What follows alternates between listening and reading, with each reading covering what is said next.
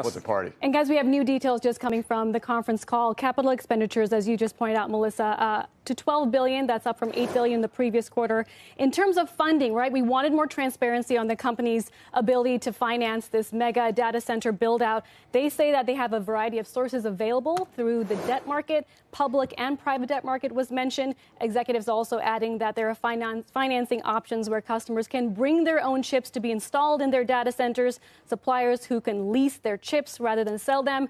Remember, when it comes to Oracle's role in AI cloud computing, their number one expense is graphic processing units. And unlike other hyperscalers, Oracle is even more dependent on Nvidia. And that brings me to the comments that founder and CTO Larry Ellison made in the press release today, where he talked about chip neutrality and how this is going to be a big policy for Oracle going forward.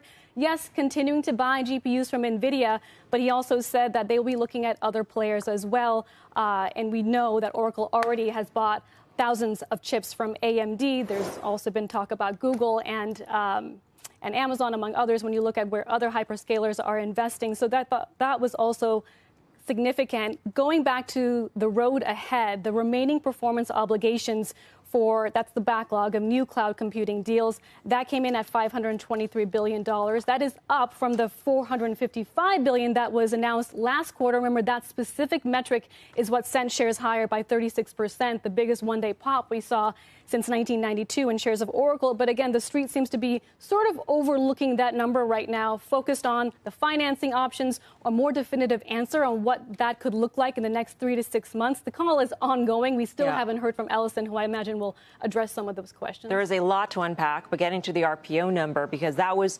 what caused the stock to spike on the back of the last earnings. And then we found out it was because of one customer.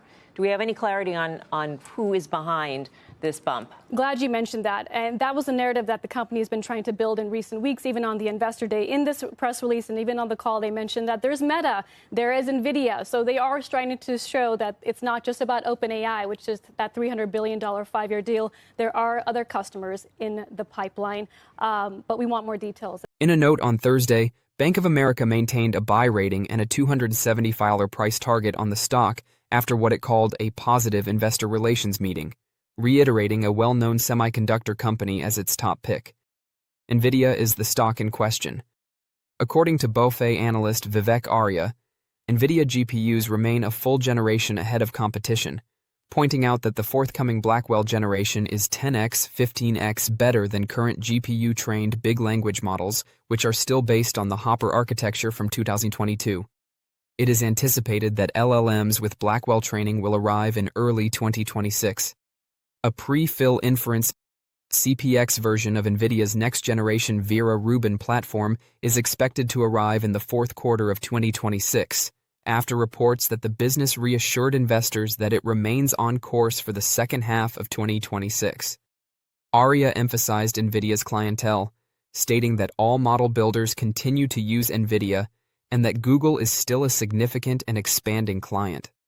Importantly, BofA stated that NVIDIA has supply and demand visibility into the $500 billion sales projection in CY 25-26 at the very least, and that new alliances with Anthropic and OpenAI are incremental sources of upside. In support of its belief that a 5 to 6 year GPU life cycle is reasonable, NVIDIA also emphasized that even 5-year-old Ampere GPUs are still used at nearly 100%. Citing its end-to-end platform, the message emphasized NVIDIA's unparalleled ecosystem, something that no other company can match.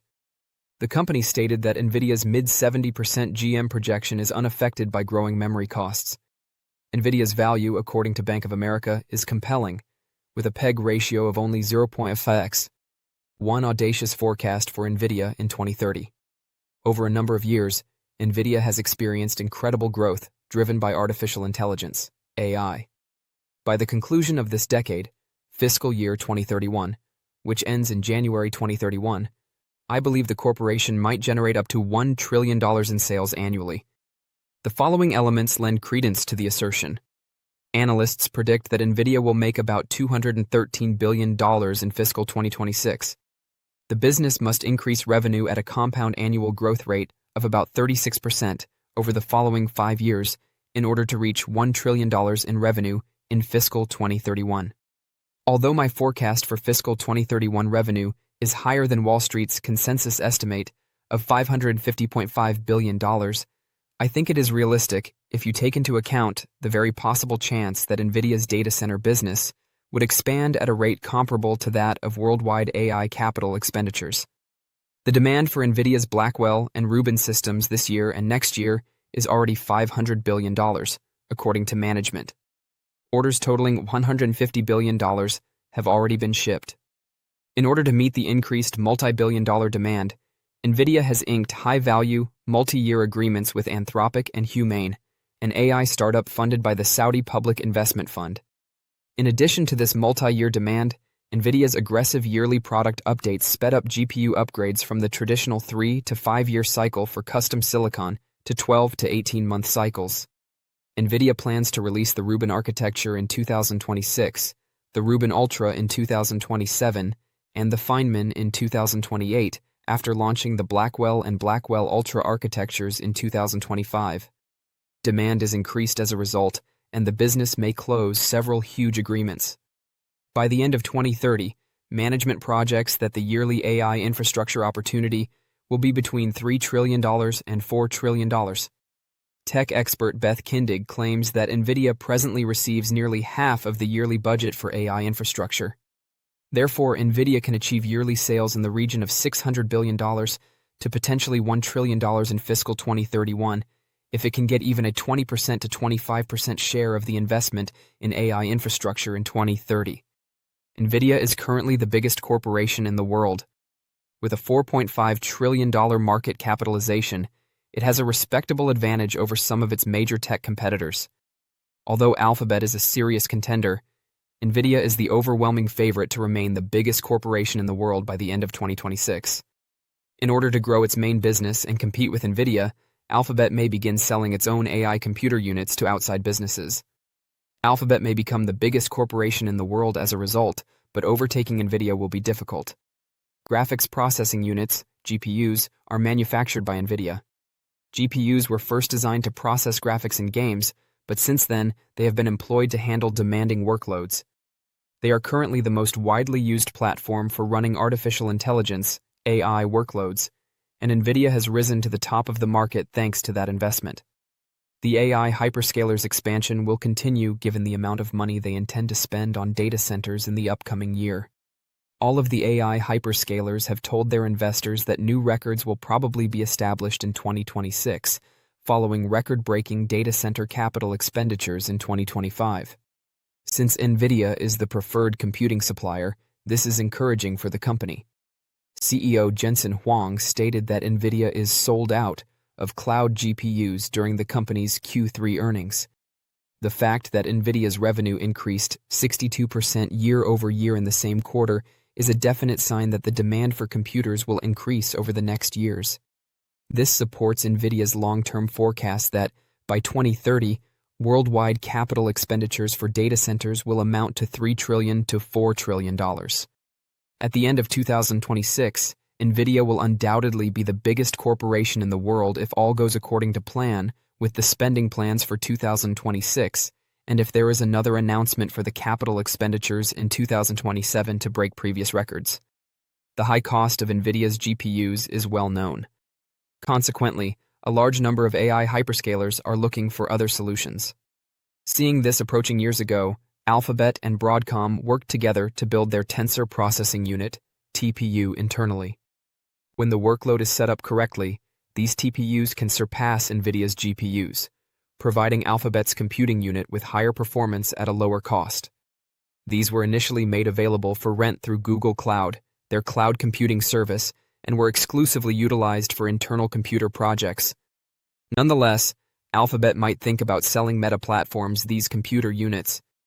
Alphabet's business strategy would drastically change as a result, and if more customers show up for its TPUs, this may create a new source of income. Since advertising accounts for the majority of Alphabet's revenue, the company is already somewhat lopsided. In Q3, its largest source of income, the Google search engine, grew by 15%. Even though that's remarkable given the scale and experience of the Google search engine, it pales in comparison to what Nvidia is offering. Alphabet may create a profitable business unit with fast-growing alternative revenue sources if it begins selling its TPUs outside the company. It will take time to determine if Alphabet succeeds, but if it surpasses Nvidia in this area by 2026 and its core business continues to grow, Alphabet might surpass Nvidia as the world's largest company by the end of 2026. Even though Alphabet has a strong investment case, I won't be willing to unseat Nvidia until I see more development in its TPU sales. At the moment, there is a strong tendency toward the expansion of computing power. I believe Nvidia will be the largest firm in the world by the end of 2026 because it is in the best position to benefit from the market. Don't be shocked if Nvidia loses its top spot in 2026, though, if AI expenditure doesn't happen as quickly as most people think it will. Don't forget to share your thoughts and experiences in the comments below. Your input helps create a more knowledgeable community where we can all learn and grow together in the world of investing. Stay up to date with the latest market trends, insights, and key updates by subscribing to Investing Tutorial. We're here to help you make smarter investment decisions and stay ahead of the curve.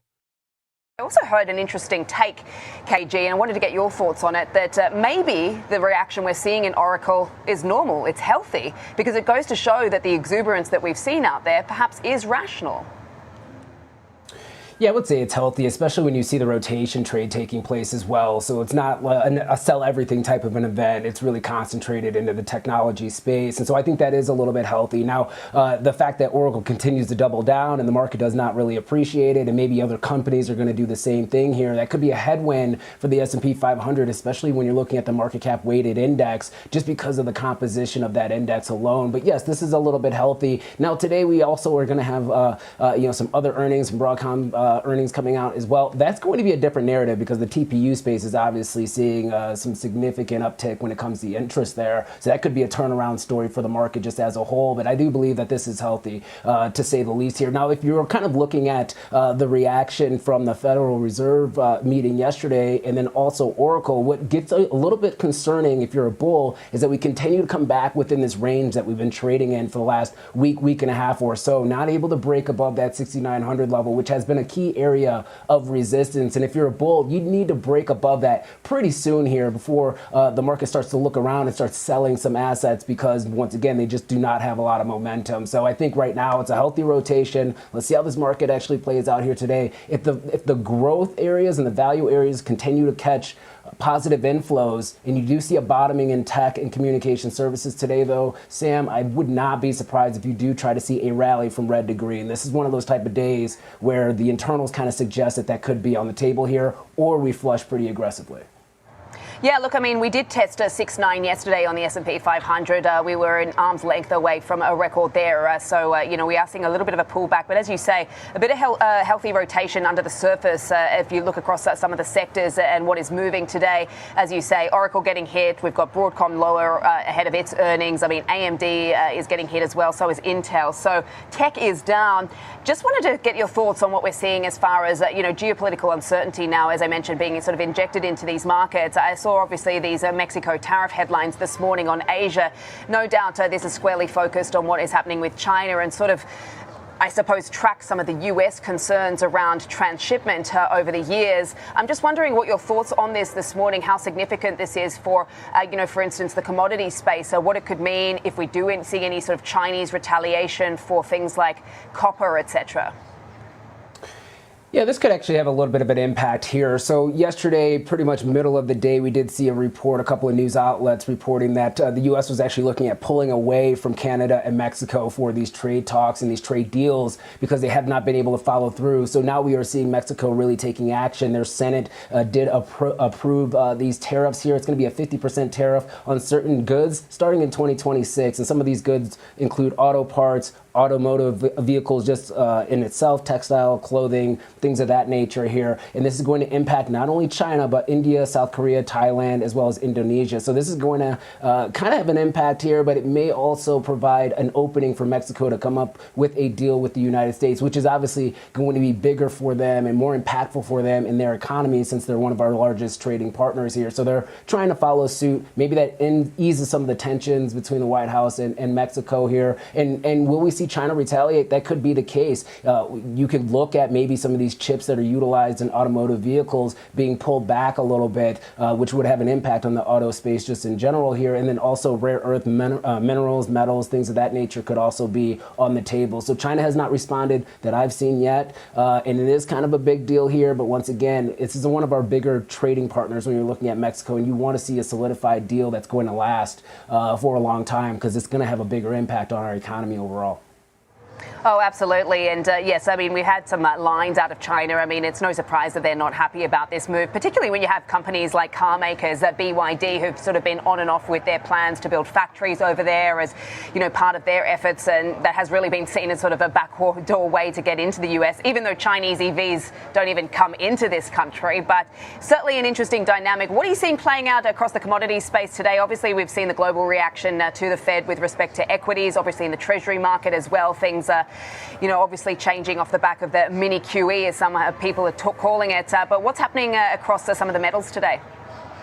Yeah, you are seeing, copper moving to the upside pretty aggressively, also silver. So when you're looking at the metal space in general, a lower dollar or a weaker dollar could actually provide a little bit of a price advance, because demand for those commodities could move a little bit higher. When you're looking at silver, it continues to ramp up here. A lot of retail buying getting into this space here, and rightfully so. You have an environment where we probably will still have pretty sticky inflation, but also maybe some monetary policies that come out at the first half of next year that could be conducive for economic growth, especially in the industrial front. You have the secular trend as well. And if we do see this kind of revamp and this revitalization of the consumer, and you see consumer electronic demand also going up, silver is going to be a beneficiary of that. So this squeeze that's taking place in the physical markets is not letting up at this point in time here. And this is a trade where, once again, we kind of talk about it. It's really hard to fade this one. You can't really call a top yet, because it has too many fundamental variables that are in its favor right now for it to continue to move higher. But